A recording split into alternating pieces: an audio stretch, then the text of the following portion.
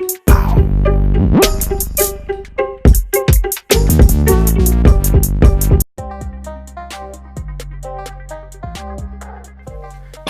up, everybody? Once again, it's Brandman Sean, and once again, you can see I have a very special guest for you guys. You really want to make sure you watch this entire thing. This is Wendy Day. She has been. Yay! I'm going to go ahead and toot her horn for her and say that she's been a part of brokering some pretty legendary deals, namely Cash Money. She's done things for No Limit Records. That's Master P for you young people who don't know. Eminem. She's managed people like Twista, David Banner, C Murda, and she's just an all-around advocate for artists, which is something that's really important, right? We see a lot of people these days who are talking about artists getting their money, but she's been doing this since the 90s. So I'm really excited, without further ado, to introduce you to Wendy Day. So let's get it going. What's up, Wendy? How you doing? Brandman, I'm going to match your energy today. It's so funny when people talk about like energy and things like that, because I never notice and even think of myself that way. But I appreciate it. I love that about you, though. It's awesome. Thanks. So let's one quick question, and then we'll roll right into what I want to get right to is Cash Money. But how did you get into the industry in the first place? Because you weren't in. I came to this as a fan, like in 1980, and most of you weren't even born yet. In 1980, I started listening to rap music, and I fell in love with the energy and the passion of the music. Okay. I went and got a master's degree in African American Studies because I heard a line that Chuck D said, and it inspired me to like really delve into Black studies. And then from there, I went and got an MBA so that I could make money. So I wanted to do something where I could combine my knowledge of the struggle with making money. And one of my goals was to help rappers really make money, because the artist is always the last one to get paid, as you know. Right. So I got into this in 1992 by starting a not-for-profit organization to help artists become more knowledgeable about the music industry, kind of like what you're doing. Right. And also to help pull them out of bad deals or negotiate them into better deals. Okay. That's how I got started. Man, I mean, that's what's crazy is when you you talk about that part of your story, we talk about the impact that music has the potential to make, and a lot of artists try to it doesn't have that impact, or it can't have that impact. But I'm living proof. You literally just said you got a degree in African American Studies because of one line. A white woman got a degree in African American Studies because of a line. And I got my degree from Temple, which is an Afrocentric school. Really? So, like, I studied under Dr. Molefi Asante, if you know who that is. He wrote the book on Afrocentricity. Okay. Wow. So I have a very extreme perspective of the struggle. I can only imagine. All right. Well, so getting into the industry and your experience there, what was that first move that you made when you got into the industry? Because I mean, you're an outsider. What do you do? Yeah, because I'm white, I'm female, and I was from the suburbs. Yeah. And I was trying to immerse myself into Black culture in New York City, in the inner cities. So I spent a lot of time going to events. I didn't really go to clubs because I'm not a club person. Yeah. But I spent a lot of time going to events where up and coming artists would hang out in the Bronx and in Brooklyn and on the Lower East Side in Manhattan. So I really spent a lot of time immersing myself into the culture and understanding the artists and what their needs were, what the strengths were, what the weaknesses. And then I started supplying events and tools that they needed in order to build their careers. Like I started putting together monthly panel discussions for free. I started at NYU.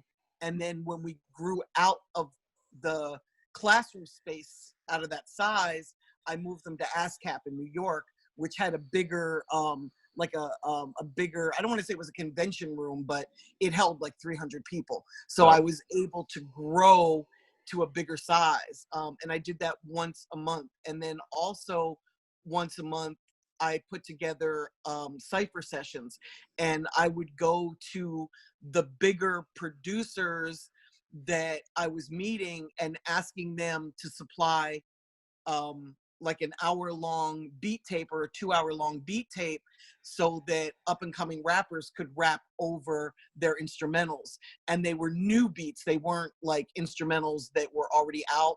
So guys like Premier, RZA, Easy Mo B, like the producers who were the leading producers at the time were giving music for the up-and-coming artists to rap to, because a lot of these guys would never have the opportunity to rap over those kind of beats unless they were signed to like a major record label. Got you. That's dope. It was really hard to answer your question directly. It was really hard when I started because I am an outsider. Yeah. So, you know, it made it really difficult.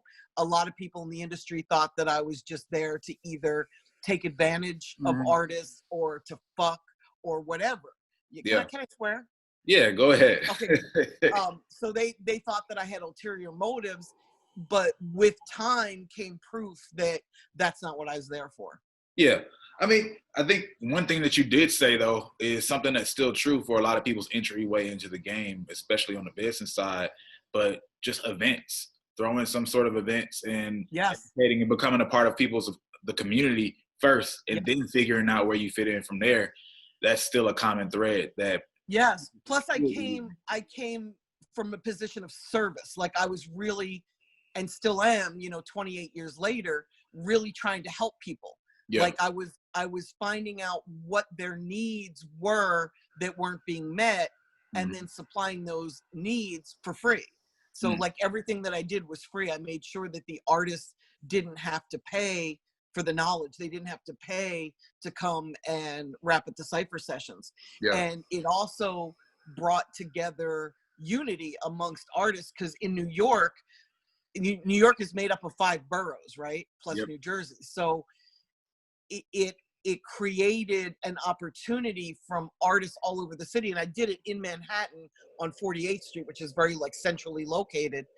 And it brought together like all of the underground at that point in time were coming to my events. So they really got to know each other, and they got to be comfortable with each other, and they started to network. And this wasn't a planned consequence. It was kind of a happy consequence where they actually got to get comfortable with each other and start to work together. So there was a sense of unity amongst the underground, especially of lyricists in New York City. And it made it easier for people to work together. Dope. So I want to get into the in-between a little later, but fast forward from there to brokering a deal for Cash Money, 3 years, $30 million. Yes. I met Cash Money in New Orleans. I was down there for a music conference, and I walked into Peaches, which was like the record store. It would be like walking into Spotify today, right? Okay.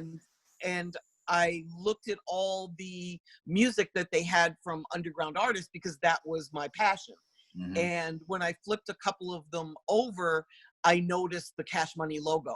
And I'm like, oh, who are these guys? So I started to put out feelers. I finally was introduced to them by a street team guy in Houston.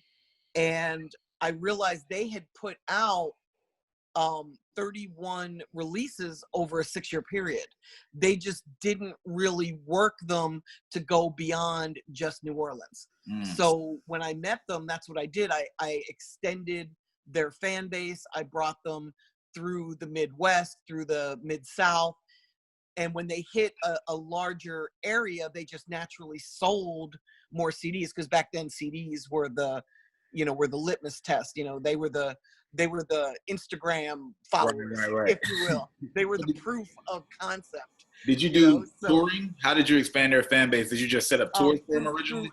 touring, through marketing, through promotion, Okay. and just through like hard groundwork, like going out there and hitting all the different cities and spreading the word and spreading the music. You know, with CDs, it was a little bit easier. And I guess we could argue that it was also a little bit harder because it was physical. You Right. know, we could walk up to somebody that looked like they might be a fan of the music and say, hey, do you listen to rap? And if they said yes, we could hand them a CD. And most people would either pop it into their Walkman or pop it into their car, and they would listen right then and there. And if they liked it, you know, it was like, score. If they didn't like it and they threw it on the ground, we would just pick it back up and give it to the next person. Nice. I love the fact that y'all just pretty much just waited to see if you're gonna waste the money or not. Let's recycle this. Let's Okay. recycle this all the time. Now, can you give me a little bit more insight onto how they were moving? Because everything I've heard about them has pretty much been like they were moving like they had a lot going on before they got signed. Like they were, did. yeah, they had a lot of money moving from They various did. places. They had a lot of power and influence. They just us getting signed just unlocked what they already had going on. It did. It was like a turbo boost. You know Yeah. what I mean? Or steroid. Yeah. It intensified the work ethic that they already had. I mean, they had the artists already signed to the label. And like I said, they had put out 31 projects over a 6-year period. Okay. You know, so they were pretty well entrenched in the music industry. They were pretty solid doing what they were doing. So when you got to the point you were brokering a deal, like who made that decision? What made you guys to even decide to go into this? Well, I went to them under the guise of let's do a deal. So I put, like, the day I met them, I put together a business plan for them and started shopping a deal. But the major labels didn't really understand Southern rap at that point in time. Like, for example, our first offer was Penalty Records for Just Juvenile for $75,000. And I knew that their value was so much higher than that because they had already made way more than $75,000. Like, every time they put out a CD, they were selling it, you know, somewhere between $5,000 and $25,000. So at $10 a CD, you can kind of figure the math. Yeah. You know, you can see what kind of money they were making. So it would have been a pay cut for them to take less money. Yeah. Okay, so now knowing that you actually approached them with let's get a deal, like that whole thing, and you had a plan, what did that overall strategy look like? You said if you look at an artist, you say, all right, I know these guys, they're moving, they have something. Now I just need to get them to a point where they can sign a deal. Exactly. Well, what they had was local. It was New Orleans, a little bit of Houston, sort of like that I-10 interstate. That's really where it had spread. And because I had been working with Twista in the Midwest and with Eminem at that point in time, I knew that I had the relationships to bring them into the Midwest and into the Mid-South, areas like Memphis, Tennessee, Chicago, Illinois, Detroit, Cleveland. Like, I knew that their sound would expand. It wasn't just a regional sound. So when I realized that the deals weren't conducive to the guys signing yet, that's when we took them into a larger regional area. Like, for example, the lawyer that was my lawyer at the time, which was also their lawyer, was also the lawyer for 3-6 Mafia. So he was able to unite them with 3-6 so that Cash Money opened for a bunch of their shows in the Mid-South area. So they were able to spread just from, you know, opening for shows. And I don't want people to think that you could just open for somebody and get a fucking record deal. It doesn't work that way, right? Like, there was so much more going on than just that. That was just one aspect of what we were doing. We were also doing, you know, groundwork in all the areas where they were performing. You know, we were building the buzz at the street level and the club level. Back then we weren't going for radio because guys like Cash Money couldn't get on the radio. It just wasn't realistic at that point in time. This is, 1997 and 98. So things were much different than they are now. But the principles that we were using were the same that you use today to get a deal. And that's build a buzz, prove to the label if your goal is to get a deal, right? Which I could argue with you why that shouldn't be the goal. But let's just say the goal is to get a deal. If you can build a buzz and show a label that you've got a fan base in place and you're making money, it reduces their risk and makes them not only want to sign you, but it sets the tone of the financial parameters of your deal. If you're already out here making $1.5 million on your own, the deal from a major label is going to have to start around $3 million. So I call that getting leverage, right? If you're building your fan base and you're showing them that the risk is reduced, that's leverage. So when you go into the deal, you're going to be able to get a far better deal than somebody that just has great music and, 30,000 followers on Instagram. So today, if I have an artist, right, and it's the exact same scenario, right? These guys are moving. It's a group or it's just an artist. They have something going, and I'm maybe a manager, right? And I'm coming in. What would I say I would need to do in steps wise to build that buzz or get them to this standpoint they can sign a deal that has a decent amount of leverage? Exactly. Okay. Everybody that's watching this is going to hate this answer because the first thing you really need is a budget. And for some reason, artists are allergic to finding money. I don't know why that is. But the best thing that a manager could do, or an artist himself or herself could do, is find somebody that believes in them and is willing to invest in them for a fair rate of return.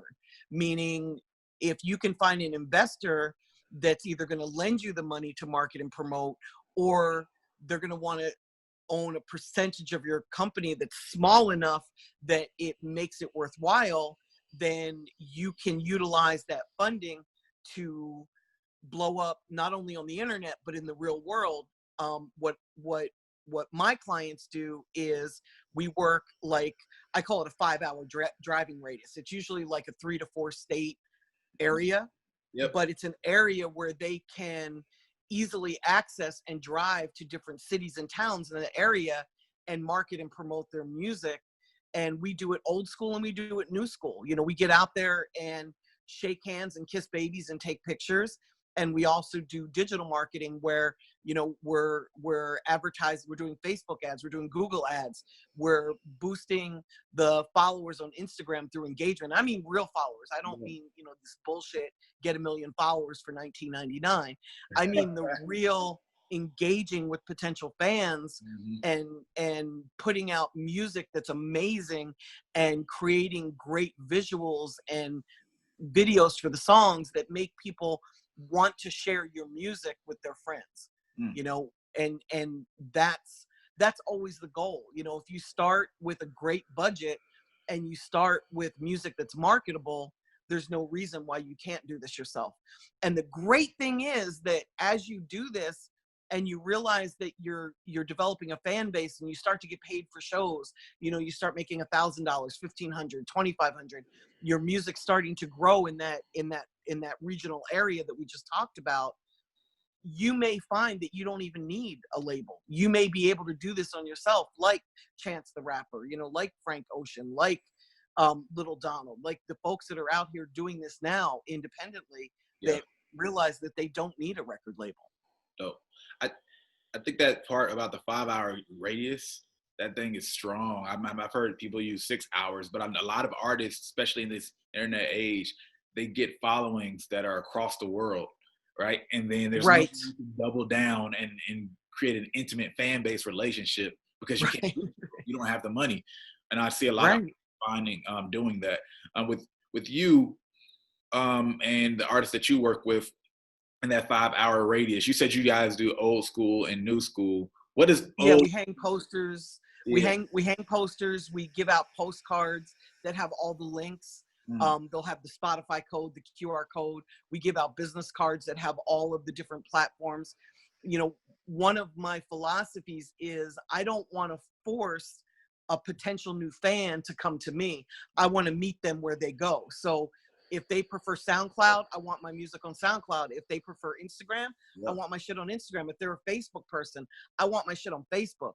So we make sure that we go to all the platforms. To me, they're like cities. You know, I make sure that we're everywhere that the fans are. And then once the fan base gets big enough, like once you become Drake, you can define where your people should come to find you. But until you're that large, you've got to go where they're comfortable being and where they're hanging out. Because somebody that's really comfortable with Facebook is not going to come to SoundCloud. They're not going to come to YouTube. You know, I'm an Instagram, YouTube person, right? That's where I live. So I can count on this hand how many times I've been to Facebook. I hate Facebook. So if you're trying to get my attention and you're sending me stuff on Facebook, I'll never even know that you're alive, you know? Oh, yeah. And that's me as a fan, you know? Yeah. So if you're an artist and you want to reach your fans, you've really got to go to them. You know, you've got to humble yourself. You've got to change your attitude where you're so dope that people should come find you, and you've got to go find them. And you've got to share your music with them without spamming them. Like, you can't just at somebody on their Instagram and expect them to go check out your music, because there's just too much music out here. But if you have a freestyle that's so amazing, or if you have a song that is really spreadable, or you've got a video that's just a great video, people are going to share that with each other, and they're going to go in and become like your best resource. They're going to become your brand ambassador, if you will. Brandman. I think that's really cool, because in marketing in general, which artists don't realize, you have to create as little friction as possible, right? It's easier to overcome certain barriers when you're like on a one-on-one sales basis, but your stuff is out there. When the shit's just out there like that, and there's these barriers, I need to go over to this website, or I need to go over this website, or I need to click this link. You're making the decision harder and harder. Like you said, I mean, I've had people who have messaged me on Facebook, and you know, I wouldn't find out until maybe half a year later. You know what I'm saying? Exactly. Exactly. Happen to be on Facebook, and I'm still not going to go click on my inbox and read through it. But I just say, oh man, I didn't know people were messaging me on Facebook, because I'm just not there. That's not my preferred platform. Exactly. Right. So you keep idle in how you market. You have to, like you said, you have to to be where the people are. Build the relationship, and then when you build that trust, you deposit your work, then they'll come back to you if they like you. There's something that I don't want to pass over, because I haven't really heard anybody talk about this much. You said the investor relationship, right? And then investor relationship, you talked about two things. You said you can either have them be a part of your company, or they just invest, or right they're an angel. Right. They lend. Yes. Which one would you say is probably, I know it can be subjective, but it's different. It's different for everybody, you know? I guess, see, if you borrow the money, then you have debt. So you've got to pay somebody back, and you've got to set the terms of when you're going to pay them back before you take the money. And, like, when I was working with Trouble, it took us 2.5 years to get him to explode again, in the Southeast. With Donald, it took 6 months. So just to give you like the extremes, right? So if I had counseled Trouble to take out a loan to work him, and he had to pay it back in a year, we would have been fucked. Because it took us longer than that to really get him bubbling. Gotcha. With Donald, it was opposite. Donald's partner is an investor. It is an angel investor. He has no ownership. So paying him back is going to be a breeze, when it comes due.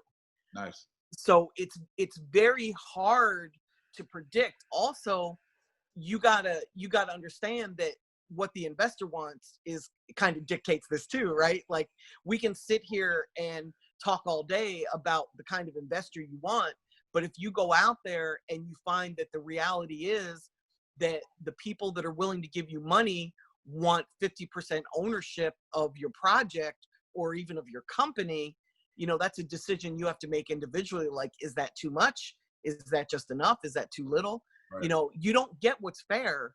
You get what you negotiate. Mm-hmm. Yeah. Speaking of that, obviously you've had such an integral role in negotiating contracts. How do you get into that in the first place?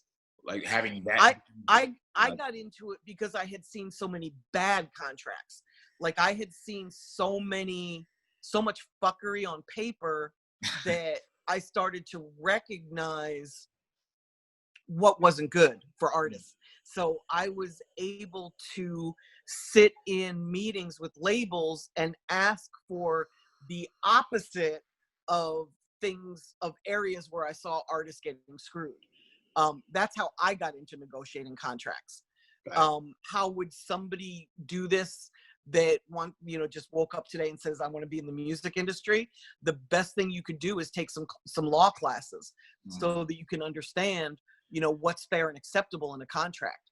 Yeah. And then start talking to artists, find out, and it's not always easy to get to established artists, but maybe you get to them by doing interviews with them so that you can then start to ask them the really in-depth questions like, okay, what in your contract have you stumbled upon that wasn't to your advantage?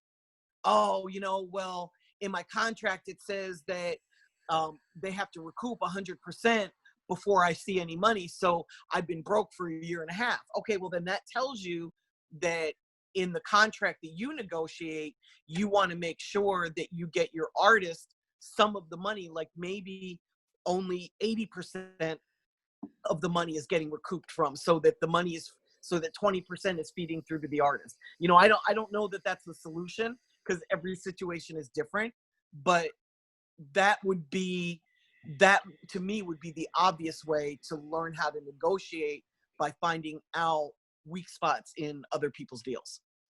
Does that make sense? Yeah. Okay, good. Like just learning and hearing those small. Yes. Yeah. Yes. I learn a lot of things just by talking to people myself. So Me too. That's how I learned. You just hear something and then they'll be complaining, and now ooh, I don't want to do that. And now you learned. Yeah. And you learned who not to fuck with. Right. Exactly. Because when they complained about something or someone. So to keep a little distance. Yeah, I think it should be life in general, right? One would think. But okay, so what about people that are so notable, right? Is it because you worked with these people from ground up? Because yes, remember everybody, all the way up to the Cash Money, Eminem, and all these people. Those are some from day one historical names. Well, maybe not day one, maybe like day 50. But yeah, from the beginning, they had to be doing something to catch my eye. So it's not like they started rapping on Wednesday and I called them on Friday. Right. But, let's say that it takes the average person 3 years to build a career. Mm-hmm. I've usually found them around the first year, maybe year and a half. Because I really travel at the ground level, like the underground level. For me, like, I love that artists get really successful. I love how big Eminem is. I love how big Drake is. I love, that these guys are almost at a billionaire status. But that's not interesting to me. Yeah. The level that's interesting to me is not when brands are calling the artists to do things, but when we have to figure out, okay, how do we get Red Bull to support this artist? Or how do we get Samsung to give this artist 20 grand so that they can travel around that little 4 or 5 state area? Like, that's more interesting to me, is that ground up level, Yeah, it definitely makes sense. So I'm thinking, all right, you come in year one, because it's really interesting to me to hear that it's not like you're an A&R or something, but you keep your ear to the ground, and then you see situations where selectively you'll say, hey, I want to work with this artist, right? Or well, it's a little deeper than that. Like I don't want you to think that I'm making a decision based on just the music. I'm not. They need to have an investor in place. Like there has to be money for right, me to be able to market and promote them. You know right, what I mean?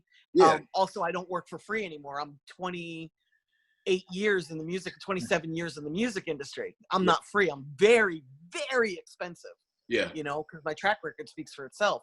And then the artist also has to have a level of grind and a level of willingness to do what it takes to succeed. And most artists don't. We all know artists that are incredibly fucking gifted, mm-hmm. but they just want to sit around and play PlayStation all day, or they just want to smoke weed all day, or they want to hang out with their boys. Yeah, You know, if you're not out there doing something for your career every day, you're not going to be successful because, you know, other artists are going to outwork you. Shit, I'm going to outwork you. I see that's really dope because I think it's cool to hear you clarify that they need to have all their facets of business together. Yes. Yes. But really, when I heard you talk about finding certain artists that fit, you know, your skill set, where you say, "Hey, I can do something with it," it kind of made me think about Steve Stout saying that he like went into the hood to find Nas, right? I mean, I'm sure He there did. was like there's it's just interesting the people who are like trying to find all types of business or I just want to work with somebody and they're not being selective versus hearing people that actually are selective in who they decide to work with. And from what I see, I have to be selective. I have to be selective for two reasons. One is I charge a lot of money. So if I take money from somebody and I don't deliver, my reputation is going to be gone. So I could destroy 27 years of brand building by fucking one artist. Right? So I'm very careful that I make sure I work with people where I can deliver. And then the second thing is that I've banged my head for many, many years. I've tried to do this for free. I've tried to do this for cheap. I've tried to do this for next to nothing.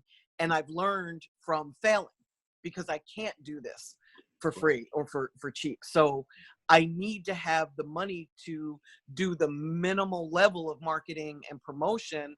And there needs to be some proof that there's a tiny little fan base that likes the music. So if you've got great music, but you've got no one paying attention to you, I would have a hard time working with you because there's no proof that you're going to be able to build a fan base. And I don't want to destroy my reputation on a treadmill. You know, I want to be able to keep moving forward and keep building and keep growing.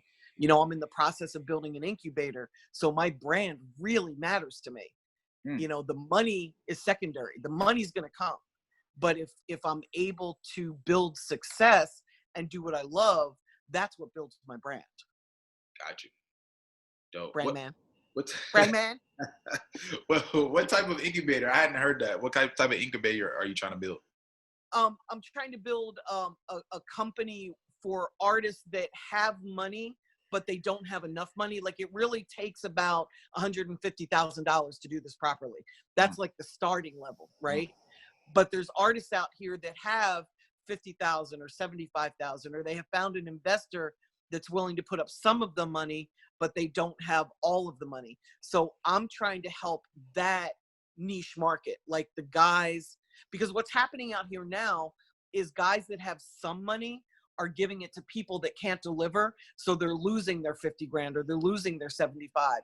And because they don't have enough money to do this properly, like I can't help them. So I feel like there's a middle level of artists out here that have the ability to succeed. They just don't have 100% of what they need.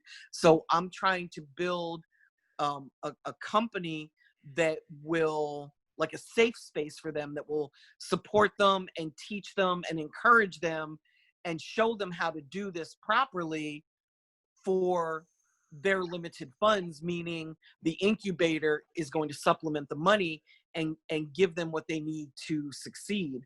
And we're going to do it without taking ownership, which is fucking amazing. Because most people, when they give you money, they want to take half of your company. We're not going to do that. So and don't call me about it because it's not set up yet. I figure around second quarter 2019, it should be up and running. Nice. Yeah. More digital or physical space? Or both? Both. Nice. Cool. Yeah, everything I do now is digital and physical. Cool. All right. Yeah, I have clients like all over the country. Not all over the world, just the US. I haven't quite gotten the relationships that I need to succeed offshore yet. Okay. So that's just domestically. Cool. So I hear a question a lot, actually, from artists that have $30,000 or $50,000, right? What are some general things that you would say as far as spending that budget? If I only had 30 or 50, and understand that's not enough money to succeed. It's not enough money to build enough of a buzz to monetize your fan base. And for me, you making money as a rapper matters so much more than you just being like famous in your hood. I really want artists to be able to live off of the money they make from rapping. So because I know it's not enough money, my best suggestion of where to spend that money is either to make investments that are going to legally increase that money. So real estate is a great place. Doing shows is a great way to increase your money. If you're not willing to do that, I would spend that money instead of doing that 5-hour driving radius that I was talking about. I might just do 2 cities and the internet. You know, I would definitely have a digital campaign because digital really, really, really fucking matters. You know, so I would just maybe do a 1-state area or a 2-state area. But my focus would be not just building fans. It would be trying to find an investor. I would take some of that money and I would put it into assembling a business plan. And I would start attending different events that attract people that have money. The most basic one that I can think of off the top of my head is Chamber of Commerce. Chamber of Commerce meetings are people that own businesses in the community. They are people that have money. You know, the Rotary Club, they are people that have money and want to better the community. So there are places you can go and become part of that community. You know, I invest in real estate personally. So I go to real estate investment meetings all the time. And these are people that have money. The money's from real estate, but these are people that make money and have money to invest, you know? So you'd be the only rapper at a real estate investor meeting if you came there. You know, you can't just come and be greedy and be like, yo, give me money. You got to sort of invest in the community and with time and become part of that community and let people get to know you. You know, maybe come to all the meetings for a year while you're still building your career and working on building who you are. But as people get to know you and they see your hustle, you're more likely to attract an investor than if you're sitting home playing PlayStation and, you know, sending out Facebook posts saying, yo, I'm looking for somebody to give me 150 grand. Like, that's not a productive way to find money. Letting people get to know who you are and building a relationship is a very productive way to raise money. Got you. I think something super important about what you said is just the fact that you have to build a relationship with those investors. Like, I don't care what your buzz is, like what you're moving. You can't just say, oh, I got even 50,000 fans and I just had this many streams and approach an investor. You have they have to trust you because you're giving you money. When they give you your money, they don't know what to do with that money. Like, no one's coming with $50,000 and not knowing if you even as a person move correctly, if you're going to be in jail tomorrow, if you are going to scam them out. Are you going to return phone calls? Are you going to get off your couch and do what you need to do with that money? Or are you just going to buy chains and smoke weed? Exactly. So, you know, that part is very important. That's a long game, but you have to keep moving, like, you know, keep doing what you do as a rapper. But as you said, start to move in different communities. And you talked about real estate, which is interesting because I find today, like, being a rapper is like the new restaurant in terms of it's the new dope game. Yes. Yeah, like for investors, they're like, oh, you know, I might have a restaurant or I have this cool, like, oh no, I have a rapper now, right? You know, everybody has a rapper. It's becoming really popular to invest in rappers, so it's probably easier than ever to make money off of it because it's just accessible in so many different ways. Yes, it's the easiest I've seen it to get money. Like when I was coming up, you almost had to sign to a label to get money. You know, they were the gatekeepers. You couldn't do this independently. Right. And today you can do this yourself, you know, and it's the easiest I've ever seen. Not to say that it's easy to find money, but it's the easiest I've ever seen it to find money. And I'll say this, it's easier to find an investor than it is to find a record deal. 100%. Far easier. Far, far easier. 100%. Now, my question to you then, from your perspective, what's the advantage from having an investor? I love that question. And advantage for having a record label? I love that question. For me, the number one thing is. I'm losing you. Are you there? Sorry. Yeah. Are you there? Yeah. I was going to say, not wishing before she drops the gym. I know, right? The secret to life is.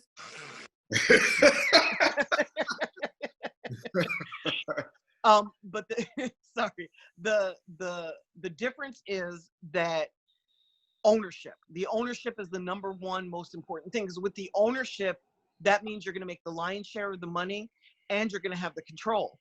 If you sign to a record label, they're going to dictate where you go and what you do, and you're going to make about 12 to 15%. Sorry about that. You're going to make 12 to 15% of the income, right? After you pay back that money. That's if you sign to a label. But independently, you're going to have 100% ownership of what you're doing. So you're going to be able to collect 100% of the money. You're going to give some to your distributor. Your distributor is going to get somewhere between 5% and 20% in order to distribute you. But you're going to own 100% of your publishing. You're going to own 100% of your masters. And that's the control and the decision-making that comes behind the music. So if a label, for example, who owns the masters and probably part of your publishing, if a corporation comes along, let's say Donald Trump comes along and wants to license one of your songs for his rally, the label gets to say yes or no. You know, if there's gay porn that wants to use your song as part of the soundtrack, the label could say yes to that. I doubt a label's going to say yes because they don't want to piss off the artist. But still, if you own the masters and you own the publishing, you get to say yes or no. Right. And that's really the power in the music. Interesting. So what would you say the advantages are left today in terms of having a label versus an investor? The advantages for a label is that they have the know-how. They've been doing this for a long time. They're a giant machine. The difference is sort of like a major label is a cruise ship and an independent label is a jet ski. If you're on a lake and you want to move around, a jet ski is the perfect choice because you can move around really quick. If you start to go down a road right on the ocean, on a lake, if you're going down a path in the water and you see that it's got rocks and stuff, you can make a U-turn really quickly. A major label is like a cruise ship. You're going to take a cruise ship to go across the ocean. You're going to take a cruise ship if the water's really murky and you can't cross it easily on a jet ski. But a cruise ship can't turn quickly. It can only go forward or turn very widely and very slowly. It's got a really wide berth. Right. So the difference between the two is with an indie label, you can make quick and easy decisions. With a major label, you can't. There's a plan in place and you can't veer from that plan. Even if things go horribly wrong, it's very hard to stop dropping one song and turn around and drop another one. You kind of have to just go down that path. See, so when you say that, I think that's beautiful because it makes me think about startups, right? More just in a strictly business sense. And that's how, when you think label, it's like startup versus corporate, right? Indie label versus corporate. And a startup, like a legit startup, is truly in an experimentation phase. So an artist early on is like that. And if you sign too early where you really are learning so much about what's going to be right for you, and before you actually have a true defined path that all right, we want to drop a bomb in this direction and drop a lot of resources, it doesn't even make sense in most cases, like outside of, you know, money or, you know, just wanting to be on a label, all these other things, but you don't even necessarily know what the best product is yet. So you could over invest in the wrong thing. I guess Absolutely. Absolutely. Yeah. And then there's also artists that just want to be artists. You know, Yeah. when I was working with Trouble, Interscope made an offer and he wanted to sign to Interscope. Like he saw the value in being signed to a major label. If that were my decision, I would have never done that because he was making too much money on his own to actually join a major label and sit in a row of people waiting to come out. You know, we could drop every 4 months. I think with him, we dropped every 4 or 5 months. You know, it's hard to do that on Interscope. Could you not find like a CEO as an artist? You mean could you find a CEO? Like, would you do that as an artist? I would. Would you recommend that? Yeah, that like instead of if you still I'd much rather. Yeah, get a CEO and they handle all that stuff, right? Yeah, because you're making 100% of the money instead of, you know, like I said, the average record deal is 12 to 15%. Even if you've got a track record of success like Supreme Leverage, you know, you're still looking at somewhere between 18% and 21% to sign to a label. Yeah. You know, I've seen deals that are 50-50, and that may make sense for some people.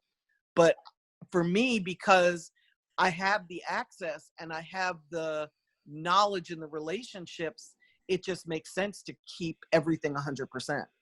And if the artist has me, I just don't see why. Like, I hire all the same people the labels do, you know? Yeah. And they're far cheaper to hire as an independent than to hire as a major label. But then on the flip side, I don't know if I could build somebody as large as Drake. Like, to become Drake, you might need a major label. I don't know. I haven't done that yet, so I can't speak on that. Got you. What inspires you to do YouTube? To get the knowledge out here. You know, I got to give props to Jordan Tower because he's actually the one that called. Like, I had been thinking about it, talking about it, thinking about it, talking about it. You know how you do in life, you have all these plans and you never make time for them. And Jordan Tower called me one day and said, "Why the fuck aren't you doing this?" And I'm like, "I don't know." You know, I didn't really have a good answer for him. So he said, "Come over tomorrow, bring your laptop, get this camera, get this microphone, and be at my house at noon. We're going to set up your YouTube channel." And I did, and he did. And he set it up for me. You know, he did the background artwork. Like, he really made it easy for me. He showed me how to record. He showed me how to edit, although if you've seen my videos, you know I don't edit. But he basically showed me how to do it. The reason that I wanted to do it once he made it easy for me was because I find that there's so much misinformation out here. There's so many people that haven't really achieved success in the music industry yet that are teaching artists how to monetize their music, and they haven't done it. And it's one thing if, like yourself, you've taken the time to learn and you've interviewed people and you've become a conduit of knowledge. But there's so many people out here that haven't. Like, there's guys that have failed careers as a rapper that have never made more than, you know, $5,000 teaching artists how to become superstars. And that scares the fuck out of me. You know what I mean? It's like, it would be like, I know shit all about basketball. It would be like me getting on YouTube and teaching a guy how to have a career in basketball or how to be a cardio surgeon. You know, here's how you operate on a heart. Like, dude, if you have a heart attack, do not call me. You do not want me to come and repair your heart because I'm not good at that, you know? But I am good at monetizing music, and I am good at building brands and building buzzes for artists. So I just wanted to share knowledge from my point of view, and I don't know everything. I'm not always right, you know? And you'll see that if you watch my videos. I tell people all the time, like, go do the research. Like, don't use me as law. Use me as a catapult to get to the next level, as inspiration to go and study this more. You know, I don't know everything there is about SoundCloud. I don't want to. So if you're taking advice from me on how to build your SoundCloud page, you're fucked. Yeah. You know, but I do know who to go hire to do that.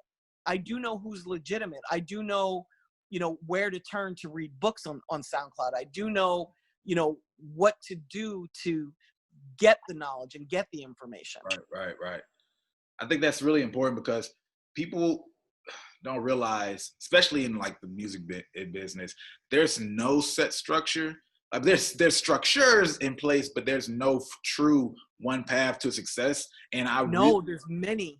Right, there's so many, and I really try to say, especially when it comes to marketing, that overall, what I'm trying to do is present things for you, like frameworks of thinking. So whenever you encounter a situation, you have an additional way to think about it.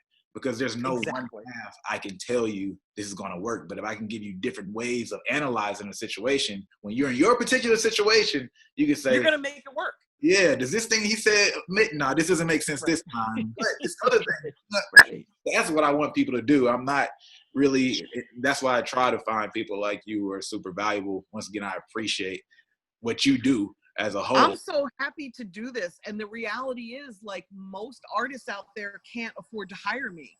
But that doesn't mean that they shouldn't have access to the knowledge and the information.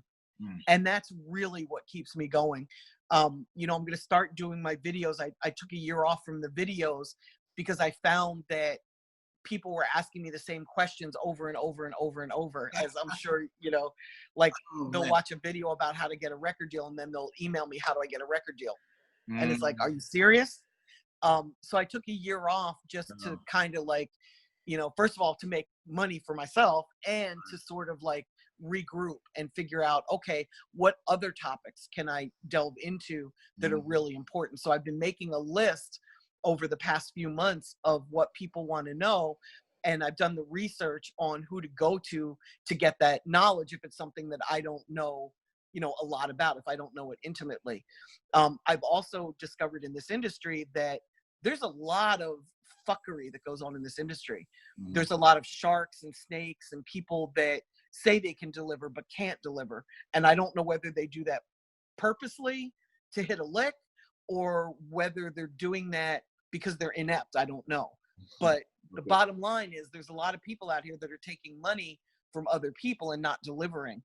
And as part of what I do, I really want to highlight the people that are out here doing right by others, you know, the people that deliver a service for what they're getting paid for. So there's a lot of people that I want to interview, but I'm kind of afraid to because I don't ever want to co-sign somebody that's out here just fucking people left and right, you know?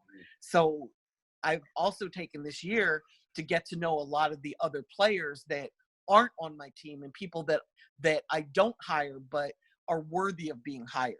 You know, and that research alone has been time consuming. I can imagine.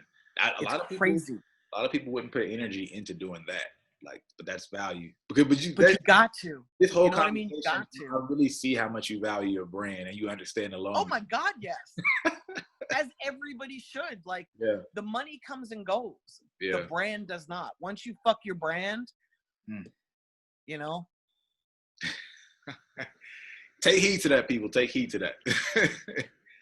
Well, it's been great. I don't want to keep you for too much longer. So, you guys, you can follow Wendy Day. You need to follow Wendy Day on YouTube. She has her Instagram at Rap Coalition, but you need to follow her on YouTube because she's always dropping knowledge. It's just her perspective is valuable. Obviously, you can see that she's had a lot of experience. Is there anything that you would like them to know, like a last word? Probably I'd like them to know that my YouTube channel is youtube.com/thisiswendyday. And the reason I'm promoting it is because I don't normally. Like, it's you would have to Google Wendy Day YouTube channel to find me.